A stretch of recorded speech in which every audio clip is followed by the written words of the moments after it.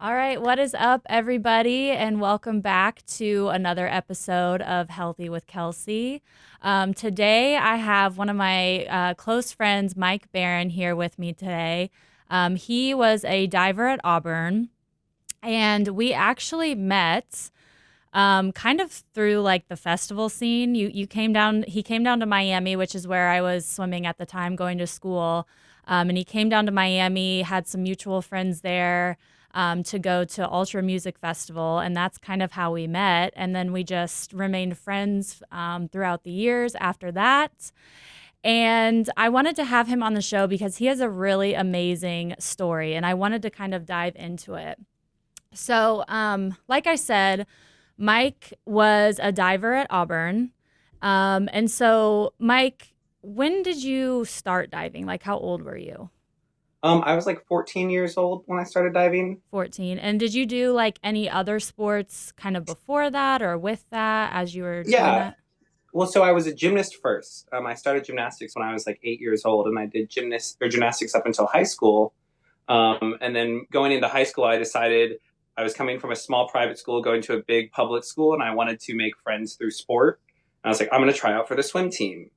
And trying out for the swim team was kind of comical because it was like I'm in board shorts and everybody's there is in like racing suits or something. I don't know what I'm doing, but I'm in a gymnastics shirt. And the swim coach was like, "Hey, you should check out diving." And I went to one diving practice, and then the rest was history. I switched over and started diving ever since then.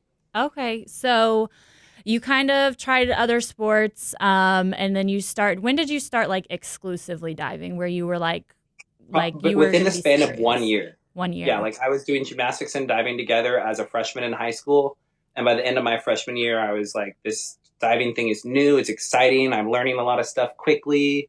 I'm all in. And so I switched over then. Okay, so you kind of knew almost like right off the bat that that was what you Mhm. wanted to focus on. Yeah, for sure. What would you say like your relationship with the sport was like in terms of do you feel like you had like a healthy competitiveness about you, or do you feel like it was more of this negative relationship with the sport where you would kind of beat yourself up? I think it definitely changed, right? When I first started, I was fresh off of gymnastics. I had been doing that for a long time. So once again, this sport was new and exciting, and it proved like I could get scholarships, and it wasn't as hard on my body. So initially, I loved it. It was great. I looked forward to practice every single day, and because I was constantly getting good, I wasn't really comparing myself to how did I do a month ago, or I wasn't so caught up in the results. I was just Mhm. having fun diving. It definitely, was a different situation when I was doing it competitively at Auburn, Yeah. when it was more of a job than a hobby. Yeah. And so so you went to Auburn after high school. What made you kind of choose Auburn? It was a tough choice. I went on a couple different recruiting trips to, some nice programs that had a lot to offer. It came down between staying here in Austin, Texas for swimming for or diving for Texas versus going to Auburn. And I just thought they had a really awesome family tradition, a really good tradition of winning, championships at the SEC championships or Mhm. at the NCAA's. And I thought it would be cool to be part of a team where like I get to contribute to points in an individual sport. I diving up until this point had only be like I would try and do good for me, and now it's like I get to contribute points to a team that could win a championship. Yeah. It was totally different. It had this cool like team aspect to it. So Yeah. And so do you feel like cuz like I talk about sometimes like when I went to college, I was like everything's going to change for me. This is like right, I'm going to blow up and right. I'm going to get I'm going to have this team of people, coaches, everything around me that are really going to like look out for me and help me Mm-hmm. develop. What were kind of like your expectations going to Auburn? Like what did you kind of envision your experience being like, and do you feel like um it lived up to those expectations? Yeah, I definitely like you said, I definitely felt like, hey, here's this awesome athletic trainers, and here's these awesome weight coaches, and like I'm definitely going to get so much better going here, and they sell it. They definitely sell this to you, as a Mhm. recruit. And then when I got there, I think I was definitely my expectations were definitely proven right with, how much they would care about you in the training room, in the Mhm. weight room. But on the pool deck, it was a little bit different. It was definitely more business. We didn't have a relationship with our coach. You came to train and work out for him, and at the end of the day, he wasn't asking you, how your day was or how your classes Yeah, were, or 4 years later, after being around him for 4 years straight, he couldn't tell you anything about me. So really. that expectation definitely changed. Like I felt like numbers on paper a lot more than I thought I would. I was sold a family, and then by the time I was through, there was more to it than that. Yeah. And so this is actually kind of funny. So, like, I'm sure it was this way at Auburn. It's this way, I feel like, at almost every swim and dive program. But, like, how was it the like diving and swimming dynamic? Because there's like that, it's not rivalry, but it's like a weird Right. tension between swimmers and divers sometimes. Yeah, they're very different sports, Mm-hmm. like they both are in a pool, but other than that, they don't have much Yeah. in common. So it was definitely weird. Like I think for the most part we got along with everybody, but you don't train the same way, you don't practice at the same times. And I think at the end of the day they wanted our points and we wanted their points, so Mm-hmm. there was that respect there. And I know there's some different dynamics at other teams, but I thought that the swimmers and the divers liked each other. A Mm-hmm. lot of times, the weird dynamic was between the divers and the swim coach, Oh, who didn't yeah. know anything about diving, but would come up to you and you'd be like, "Why aren't you getting it done? What's going on, Oh, dude?" yeah. Something like that. Yeah. That's funny. Because, like, so at Ball State, where I coach, um, the swim coach will go and he'll go over to the divers and like, try to be supportive. He'll be like, "Oh, that's awesome, guys." And the diving coach is like, "Don't tell them that. It was Right? terrible." You're like, "Don't Like, do no, no, no, it that." was not awesome. You Right. needed to fix like 10 things. So like he tries to be, get Supportive. that, yeah, get that kind of connection between the two so that they don't feel like, oh, you guys are going over there and doing your thing and we're over here doing Mhm. our thing. But he doesn't know a lot about diving. So it's kind of funny. Um, so one thing that I didn't know about you, and I kind of like looked up, all of your results and stuff like that. I did not know that you qualified for U.S. Olympic trials in Mhm. synchronized diving. Yep. Synchronized 10 meter. So but you didn't compete at trials. Mm-mm. No, So I what did. was kind of the like decision behind that? Well, so it was. I had already graduated, or I'm sorry, I had not graduated. It was my senior summer. Mm-hmm. It was going to be in my senior summer. I had already signed to Auburn. I was. It would have been a great meet to go to get lots of this exposure to college coaches, but I had already been signed. And it was during a big senior trip where we were all going to go to Bonnaroo. And at the time, I was, this 18-year-old who was like, I'm not going to qualify for the Olympics. I Yeah. would just go to get the experience, which it would have been awesome. Yeah. And I ended up, doing like a big senior summer thing. So, no regrets. I think I had a blast doing it. And once again, I would have just done it to compete. Mm-hmm. I got to compete at a lot of other really high level meets. But so that was kind of part of that. Okay.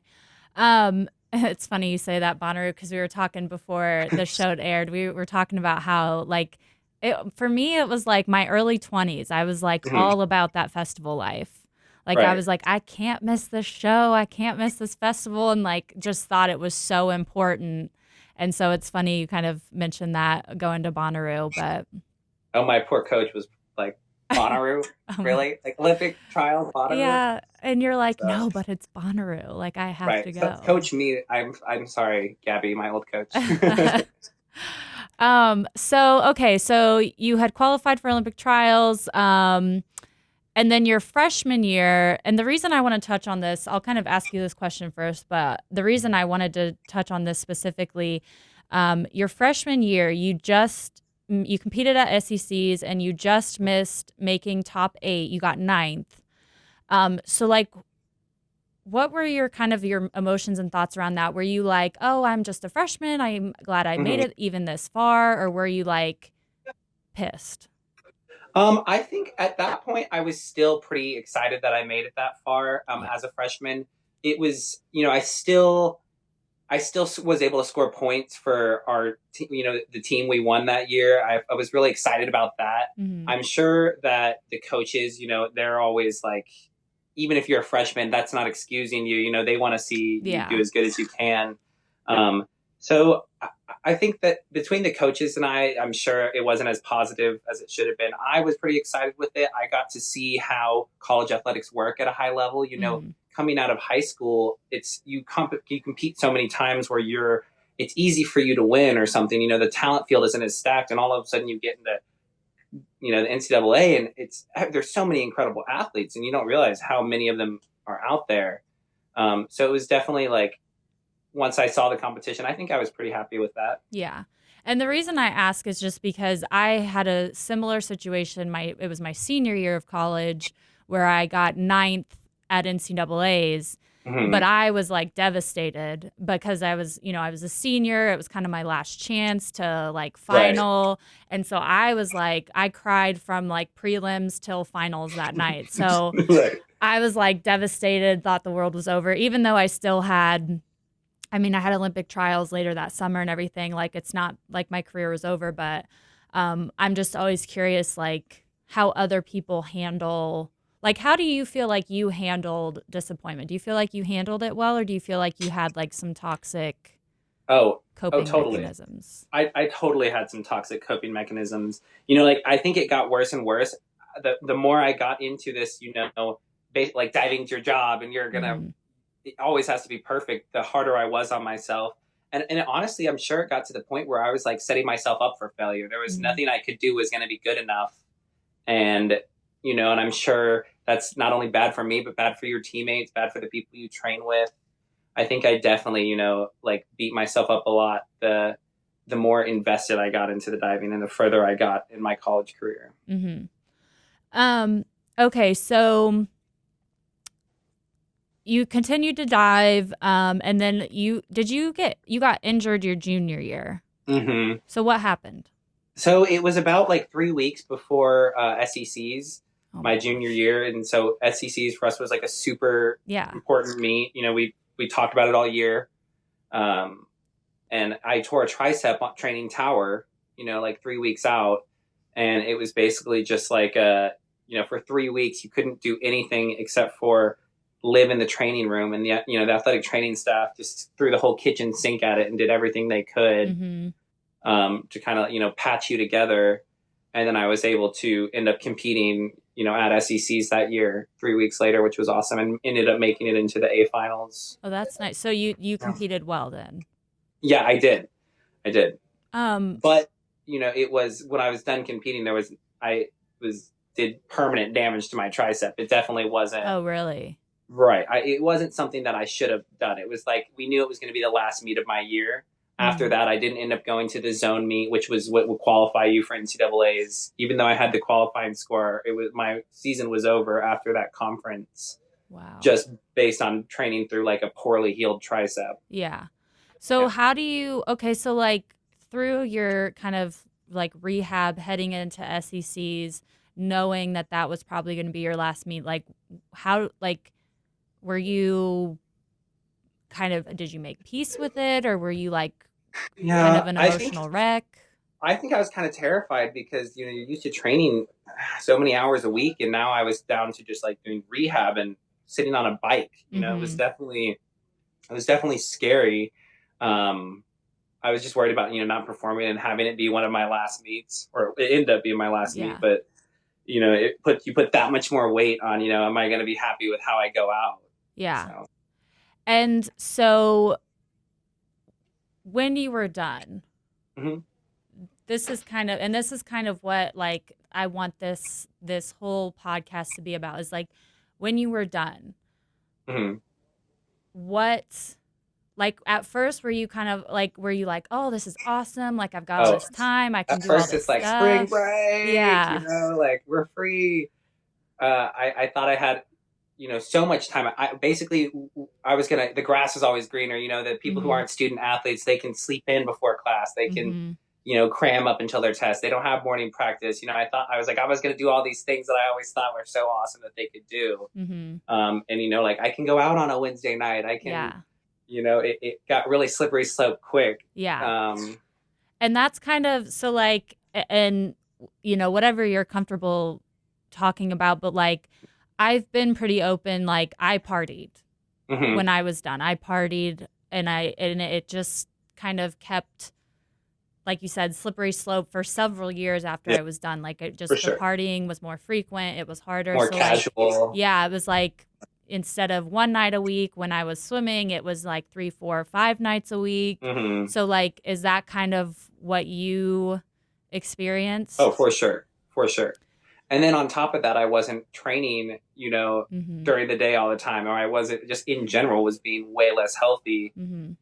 and still felt like it was okay because, now for once somebody's not telling me I have to wake up at morning practice. I don't have that strict schedule, Yeah. and I just have time to run with. Yeah. And that's kind of what I did too. Like I kind of justified it in my head. I was like, well, I'm having my fun now because I Hmm. sacrificed all of these years of my life to this sport. Right. So, like, I get to have fun now. I'm an adult. I was 23, 24, 25. And I was like, just, but like, okay, so, I mean, I had fun. Don't get me wrong. But like, Yeah, I for sure. was very miserable. Like, I was very, very depressed and miserable. Were you like, kind of like that? Or were you like, no, I was just having fun? Like, No, I mean, I think the start, you think you're just having fun, there's mm nothing wrong with it, but then it definitely catches up to you more and more and more. And then you're also like, a lot of things I didn't get to do that I used to do, or people I wouldn't hang out with that I used to hang out with hmm. Mm because hmm. I was either partying or not awake when they were awake or something Yeah. like that. So, um, what do you, what would you say was like kind of maybe like your lowest point? It's probably like just noticing how dirty like my apartment and stuff had came. Like I was never like wanting to do house chores or cleaning. Like I was either, at school or partying or, Mm-hmm. I think just like looking at the state of how I kept my room and my house. And, I was kind of like, yeah, I'm probably, I don't know, not focusing on what I need to Yeah. be focusing on. And what, like, I guess like how long after you retired from Mhm. diving, like how long did it go on before you were like, I need to probably make some changes? I think it was maybe a year or so. I was kind of like, I need to do something with this time. And I ended up getting a job. Not only I started coaching with the Mm-hmm. club team at Auburn, and then I also got a job at an outdoors store, which Mm-hmm. was kind of like an REI like outdoors store. Mm-hmm. And I was just like, I got to fill this time. I got Yeah. to do something more productive with this time. Okay, so what year was that when you started? This this would have been like my senior year of college, So senior was year that of college, like 2000? and 2011. Okay, okay. Oh, I'm sorry, 2016. Okay, I was Uh, like, what? yeah, yeah, they're like that's way off. Yeah, because I was 2016, like, I graduated in 2013. And so, right? okay, so 2015 or 16? 16. Yep. Okay. And so you started working more, kind of getting back on track. Hmm. And this is what this is what I want to ask you about too, that I think super interesting. So you hiked the Appalachian Trail. Yeah. Okay. And if anybody doesn't know what that is, you should Google it. It's like a how long of a hike is it? It's 2,100 miles, or just 2,100 almost 22. miles. Yeah. And So Georgia to Maine. you're like hiking and camping for how many? It's how many Mhm. months? It just over 6. It took us 181 days. Yeah. Okay. So when did you decide you wanted to do this? Because like you kind of Well, liked to hike and mhm. stuff, Yeah, anyways. I grew up from a pretty like outdoorsy family and had camped and stuff growing up, but nothing, to this extent. But through my job, at this REI like, outdoor retailer, Mm-hmm. I talked to a couple people who had done the whole through hike, and I was always selling the gear, and I had to learn a bunch about it, and so I started getting really interested in that. Mm-hmm. It was like this new constructive outlet, and I started buying, saving all my money and buying gear for this trip that I had planned when I was going to be done with college. Mm-hmm. And I think I had to have found like a ton of happiness in that. Like now I get to plan for this huge excursion, and I Mm-hmm. spent all my free time, reading blogs and reading just Yeah. about how I was going to do this. And it gives you Uh, something to focus on too, I feel like, Absolutely, when you're absolutely. planning something like that. So how long did you plan for it? A year and a half, I want to say. Wow. Yeah, plan and save for about a year and a half. Okay. And so you planned save for a year and a half. You quit your jobs, I'm Mhm. assuming. Okay, Yeah, so you, well, it was, I had just moved back from Auburn, mhm, and I had talked to my best friends from high school to into doing this trip with me, mhm. and they had also, quit their jobs at that point in time. And then we bought a one-way plane ticket to Atlanta. Catherine actually dropped us off at the trailhead Oh my um, gosh. up in northern Georgia, and then Yeah. we just keep on walking. So, were you scared? Yeah, I was scared because I knew that there's a very low success rate of people who try and do the whole thing. Mhm. And I'm going with two friends, and it's like there's three of us, and you're also not supposed to start in groups because that's hard to do, and apparently you hate each other, and I don't know. There's a lot of stuff that we had read about that would make that harder. So Yeah. I was scared about going out there and failing, or like for a year and a half, I told everybody this is something I wanted to do, and I didn't want to go out there and hate my life and quit a weekend halfway through, something Yeah. like that. So when you started doing this, like, I mean, I'm sure that you not only like encountered probably a bunch of crazy stuff that you probably didn't plan for or think about, but I'm sure you like learned a lot about yourself and life. Like, do you feel like this hiking this Appalachian Trail helped you with maybe some of the things you had dealt with transitioning out of diving Absolutely. into North? So like what were some of the things that you felt like it helped you with? Well, so one of the biggest things was, about a year and or let's see, it was about a couple months after I finished the Appalachian Trail, I ended up coming out. And like that was something that all through college athletics, I was completely in the closet and completely uncomfortable with who I was and unable to come out. And all of a sudden, I spent 6 months in the woods, hiking and Yeah. spent all this time in my head. And it was when I finally was just like, yeah, like I'm gay. This is fine. I love it. And Yeah. it was a really cool tipping point. And it was cool that that journey was what made me finally comfortable and able to do that. And then Yeah. once having come out, I was like, oh my gosh, I can't believe I waited so long. Because you probably got like such positive Oh yeah. feedback once Oh, for you sure. were honest. So like, okay, so I'm gonna go. This is making me think of other questions. I'm gonna kind of go back. So like, like being living kind of your life, feeling like you're keeping a secret or not being Mhm. 100% truthful about who. Like, did that ever like? How did that affect you? I think it was kind of hand in hand with the similar to like stopping athletics. It was Hmm. something that I always either internally denied or just kind of thought that, oh, I'm just somebody who's going to be alone. Yeah. um, I think it contributed to depression and contributed to either wanting to be out and be partying or being a homebody. No in between, no social, no healthy social Yeah. activities. Yeah. And so yeah, I definitely think that was a piece of it. uh, And so do you feel like after you hiked this trail and you came out, was that kind of like, cuz like I went through several years where I just did not feel like me. Like it was like mhm. the Kelsey that like the true genuine Kelsey, like I didn't even know what that meant or who that was. Like did you feel like that was like Mike stepping into like Mike? Yeah, for You know what I sure. mean? Yeah, and I would say, in the end, like not as much changed as I wanted, or not, or as I thought would change. Like Mhm. my personality was still always the Yeah. same, before and after. But it definitely was just like there was so many things I was uncomfortable with. There's so many triggers that would make me uncomfortable that I can't even believe I lived with for so long. Yeah. You know? So, okay, so kind of back to your Appalachian Trail hike. Sorry, I didn't mean to like get off on a You're good. tangent, but um because we haven't talked, I mean, we haven't talked in a long time. Like we haven't caught up. Yeah. So there's and I see, like the stuff you post on Facebook or social media or whatever. So like I kind of know what you've been up to, but not really, you know what I mean?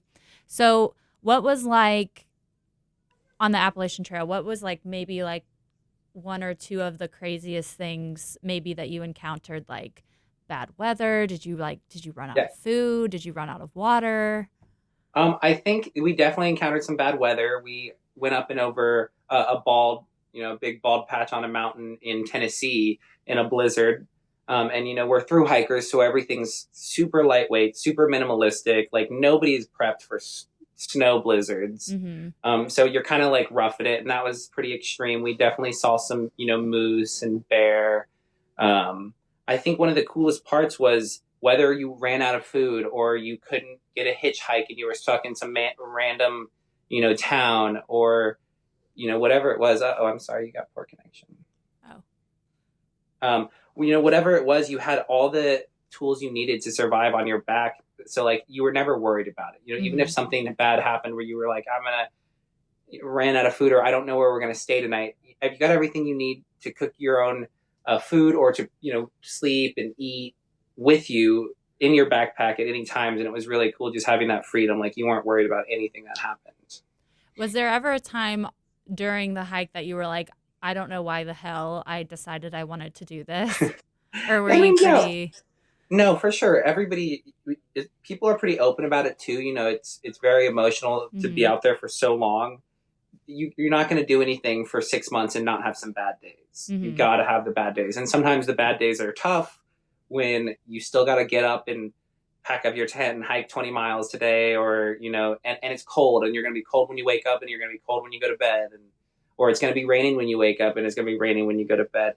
But part of that, just made the nice days so much more epic. You live out there in that weather, and when it's rainy for 3 days, and then all of a sudden the sun comes out, like you've never appreciated sun so much. Yeah. Oh, that's So, could So what yeah. did what your parents or your family or maybe even some of your close friends think when you said I'm going to quit my job and go hiking for 6 months? Well, two of my friends were like, "Sign me up. Well, I'll do it too." And then the other ones were like, "That sounds like the worst thing I'd ever do in my life. Like that sounds Really? horrible." But we everybody was very supportive. Everybody thought it was cool. Everybody wanted to follow us, and follow the journey. And a lot of people donated what they could. Mhm. Um, and then obviously afterwards, everybody likes hearing about it. Okay. So no major cuz I'm thinking okay, if I told my parents I was going to do that, they'd probably be like, you can't do that. Like, you can't quit your Right. job. You can't be out in the wilderness for 6 months with no because No I'm sure income. yeah, you probably didn't really have your phone where you could just call up mom and tell her about your hike that day, right? Right. It was very spotty when we would talk to them, or whenever you would hitchhike into town and got good connection. But they knew we were out there with friends. I think they had a pretty good deal of trust in us as far as Oh, hold on one second. you're okay. All right, go ahead. Sorry. I think our parents, kind of trusted us to be together and handle our own. We had done backpacking with my family, and my friends had done backpacking with their family. I definitely think the financial part has got to be more of the concern. Like how are you gonna be out there for 6 months not working? And it was definitely hard. We did a whole bunch of saving before, and then coming Yeah. back, we are like so broke. Yeah. So there was definitely some similar to quitting, sport. It was a huge lull of depression, for about a month or so after hiking this Appalachian Trail, because once again, it was everything I knew for a year and a half Yeah. planning, and then I did it for half a year, and then now you're thrown back into like normal society, which is you were very far from that. That was a really harsh adjustment as well. So how do you because you talked about kind of the depression that hits once the sport's over, or it's almost more like once that climax is over. Exactly. You know what I mean? And that's kind of what I experienced after trials in 2012 was, oh my God, that was the pinnacle of my career. Like, what am I supposed to do now? Like, what am I good for if not swimming? So, Right. how did you, coming back from the Appalachian Trail and kind of, you said feeling depressed, how did you find your way back into society or the working world? What kind of helped you get back in Um, there? Honestly, coaching, I think, I started coaching immediately for the club team that I came from here in my hometown before diving for Auburn. And once again, this is something that's familiar to me. It wasn't that hard to diving's like the most second familiar thing to me. So Mhm. going back into coaching that was pretty easy. Um, And I would say that I felt like I was pretty good at it pretty quick. So I was getting fulfillment from that as well. Mm-hmm. Um, excuse me, kind of like, excuse me, You're fine. let me grab some water. Yeah, you're fine. Go ahead.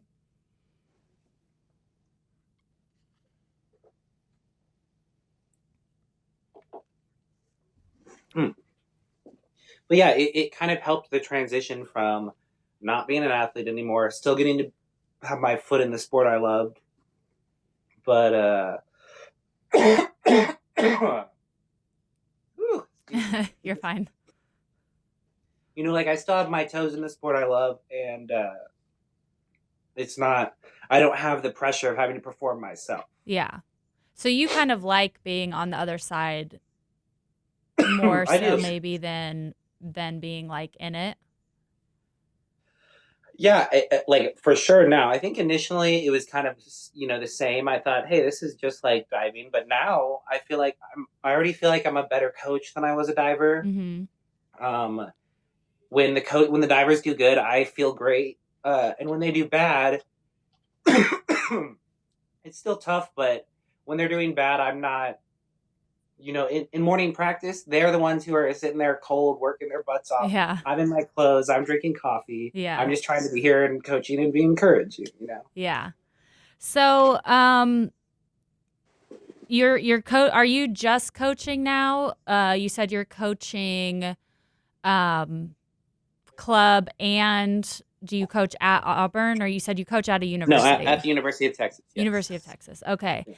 And so like what um what do you feel like has been the thing, or maybe it's more than one thing, that's helped you the most in working through the times of depression and feeling like you didn't know what your purpose was?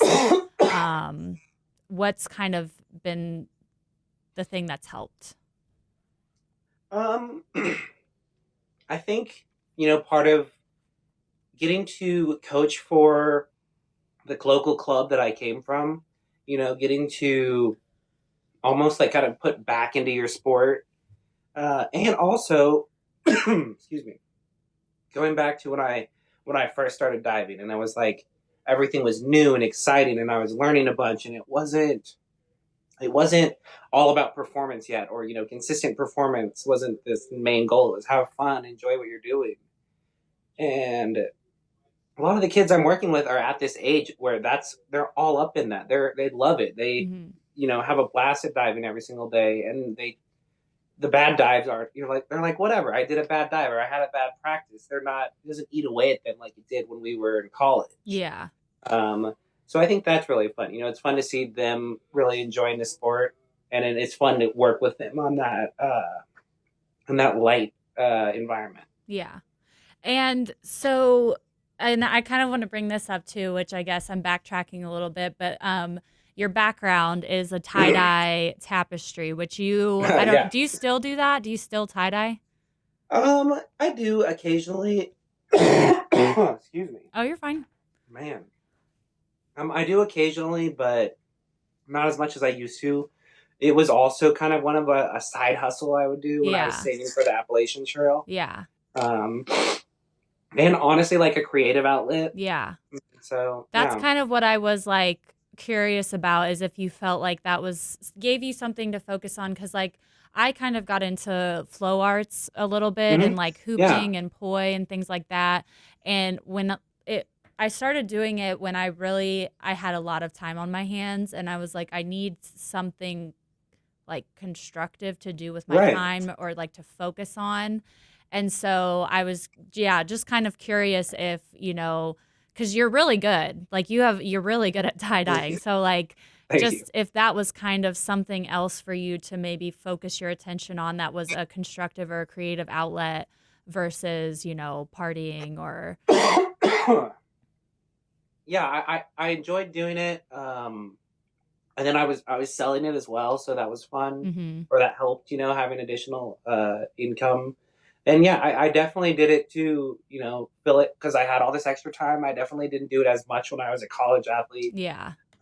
So Cool. Well, the last kind of thing that I'm going to wrap up with is like, what would be like your one piece of advice for someone that's maybe struggling their sport or something that they've invested so much of their sense of self Yeah. into has come to an end? Like, what would be your best piece of advice for someone working through that?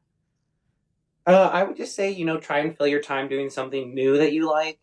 Don't go dormant. Like I said, when I was either partying or just completely dormant, not doing anything, not cleaning anything. Find something new that you like doing. Um, and then once again, like try and give back to your local, find a way to give back to your sport, whether Mm-hmm. it's like, just judging in a competition or, going, helping coach, volunteering, watching a meet, anything, it just feels good to get your toes back in there. And especially if it is at it's not a high level competition. It's not Mm-hmm. stressful. It's, back to the way it was when you really liked it.